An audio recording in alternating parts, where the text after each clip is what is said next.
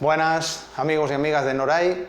Hoy estamos aquí para una clase con pizarra, que es como más me gusta a mí dar las clases, en la que vamos a explicar los conceptos de ego y consciencia. Espero que la clase sea esclarecedora y os anime a profundizar en estos temas.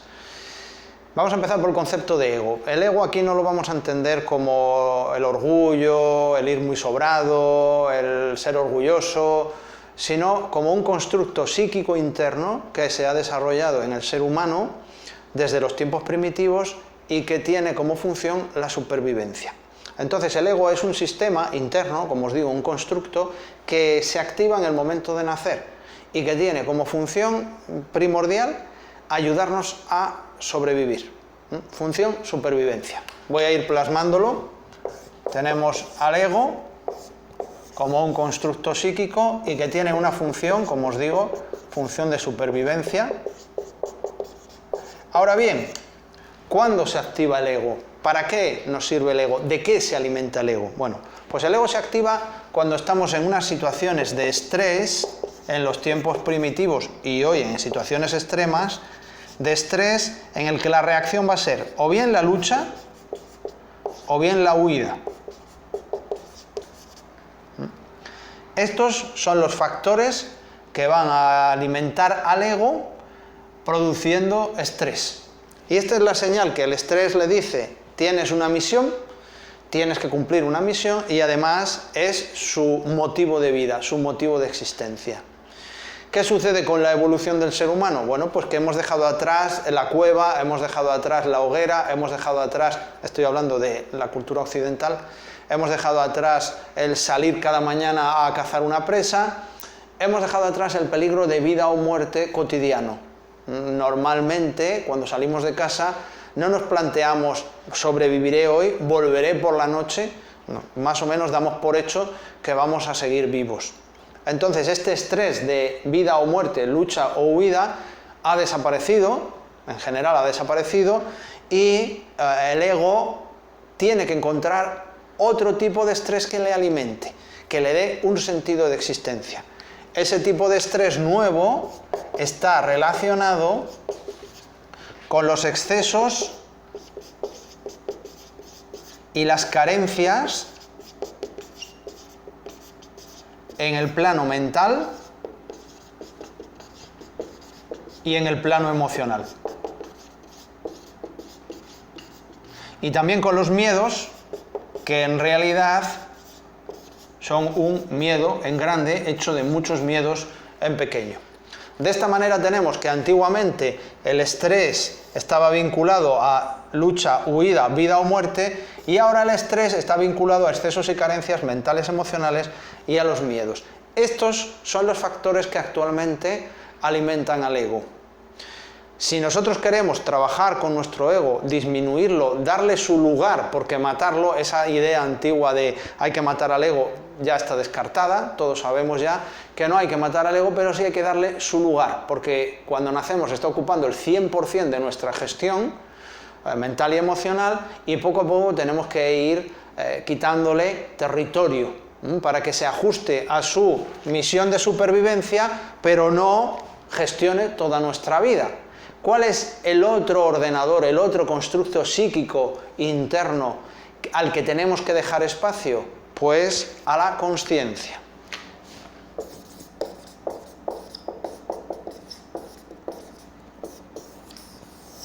Y en este sentido, antes de avanzar con la consciencia, quiero hacer una aclaración. En español, conciencia y consciencia son sinónimos, pero en otros idiomas no lo son, significan cosas diferentes. Aquí nosotros vamos a utilizar el concepto de conciencia, sin S, como estado de atención, y el concepto de consciencia como estado de relación e interacción.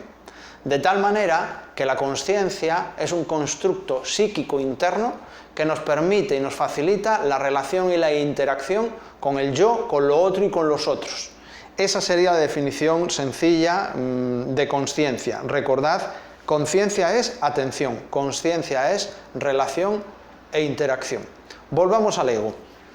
Tenemos aquí el esquema, el ego nos facilita la supervivencia, se alimenta de estrés lucha o huida, y actualmente se alimenta de estrés por exceso y carencia emocional y mental y por miedo. Bueno, el ego tiene una serie como de características que hay que tener en cuenta, las voy a ir anotando aquí arriba. Por un lado, el ego vive o bien en el pasado o bien en el futuro, mientras que la consciencia vive en el presente.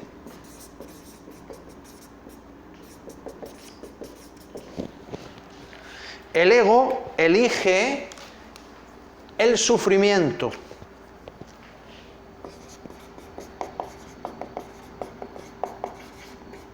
mientras que la consciencia elige el dolor. El ego nos mantiene en una zona de confort en la que no podemos evolucionar. Así que tenemos una especie de parálisis o alienación. Mientras que la consciencia favorece la evolución y el movimiento. Y precisamente esa es la función de la consciencia, la evolución. Fijaos qué diferencia. Vivir en ego es vivir para sobrevivir. Vivir en consciencia es vivir para evolucionar. Ahí tenemos una diferencia fundamental. Y ambos, ego y consciencia, se apropian de la mente, que es una función del cerebro, para crear un mecanismo que es la mente-consciencia, y en el caso del ego, la ego-mente. Ahora bien, cuando una persona vive completamente en ego, no puede salir hacia la consciencia. Y cuando una persona consigue hacer una metaposición, que lo voy a explicar en el siguiente, cuando borre la pizarra, cuando podemos salir del ego, aunque sea durante unos segundos, se produce una distancia entre el ego y el yo. Yo ya no soy el ego, ni el ego me dice yo soy tú. Hay una distancia temporal, espacial, de percepción, como queráis verlo, en el que el ego está ahí y yo estoy aquí. Ese espacio entre el ego y el yo es el espacio donde puede surgir la consciencia. En el siguiente plano, después de borrar, os lo voy a contar. Bueno, vamos a ver el tema de la metaposición. Imaginaos que tenemos aquí al ego y nosotros, cualquiera de nosotros, está en una identificación con el ego. Es decir, que piensa que lo que el ego es y lo que el ego siente y piensa, soy yo. Bueno, pues resulta que en un momento determinado de la evolución interior de una persona, este yo podemos conseguir sacarlo. Sacamos el yo y observamos. ¿Qué observamos? Muchas veces en consulta, en los cursos, los alumnos me dicen, bueno, ¿pero qué observo? Bueno, pues hago una observación de mis sentimientos, de mis emociones, de mis pensamientos y de mis creencias, es decir, de mi programación emocional y mental. Cuando yo soy capaz de mirar desde fuera, estoy en una posición de meta-observación. O me convierto en el meta-observador, y otras personas lo conocen como el observador externo.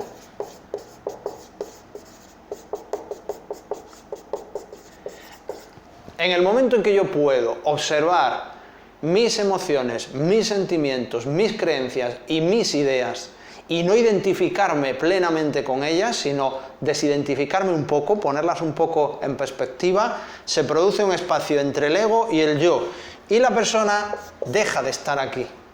Aunque sea temporalmente, aunque sea unos segundos, pero la persona deja de estar aquí.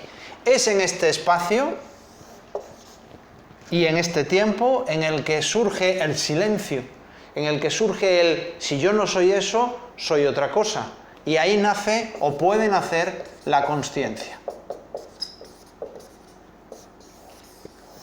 Justo ahí, en ese punto. ¿Y qué pasa cuando surge la consciencia? Pues que surge una perspectiva de relación con el yo, con lo otro y con los otros que antes no existía, porque aunque os parezca un poco enrevesado lo que estoy diciendo, lo que voy a decir ahora mismo, aquí la persona solo se relaciona consigo misma. No tiene relación con el mundo. El mundo soy yo, el mundo es como yo lo veo, y no me relaciono con el mundo, solo me relaciono desde mí, para mí y hacia mí. Sin embargo, cuando despertamos la conciencia en unos segundos, minutos, en una metaposición permanente, da igual el tiempo, cuando despertamos la conciencia, entonces empezamos la relación con los demás, con el yo, con los otros y con lo otro.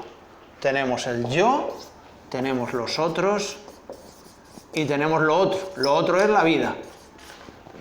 De esta manera, despertar a la consciencia, de esta manera, activar el constructo psíquico, el ordenador interno consciencia, nos permite relacionarnos de una manera mucho más amplia, más profunda, más sabia y más consciente. Ahora bien, ¿qué pasa cuando se despierta la consciencia? ¿Qué se activa dentro de nosotros? Bueno, pues por un lado, por primera vez se activa cierto grado de libertad.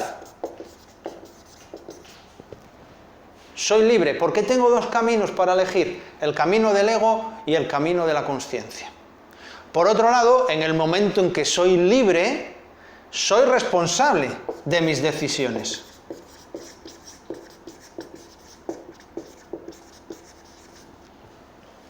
Y, lo voy a poner en un color diferente, porque es un factor de gran importancia, se activa el miedo.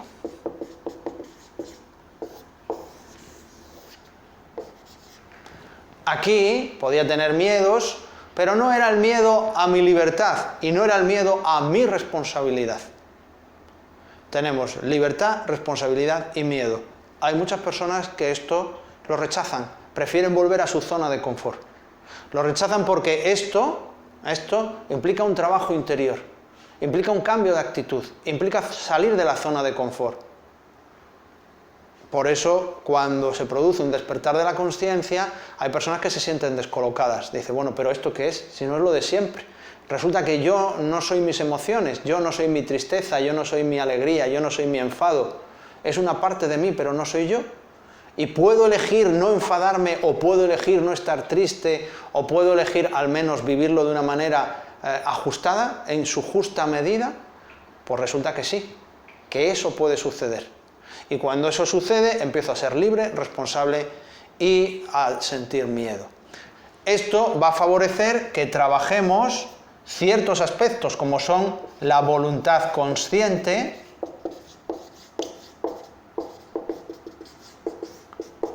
la determinación,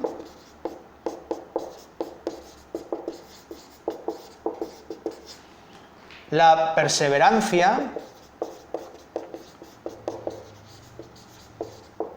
y otros factores que son facetas de nuestra vida que podemos desarrollar, que podemos ajustar y que nos van a permitir vivir la vida de una manera más sana, más en justa medida y más serena. Y eso, precisamente, cerramos aquí el círculo, y eso precisamente es uno de los factores más importantes del despertar de la consciencia, que accedemos a la serenidad interior, que accedemos a la sabiduría,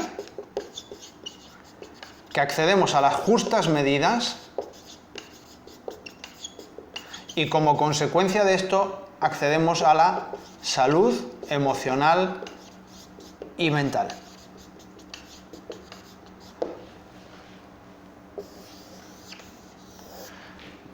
Espero que esta breve clase sobre el ego y la consciencia os haya resultado esclarecedora y poder seguir profundizando en próximas clases. Muchas gracias.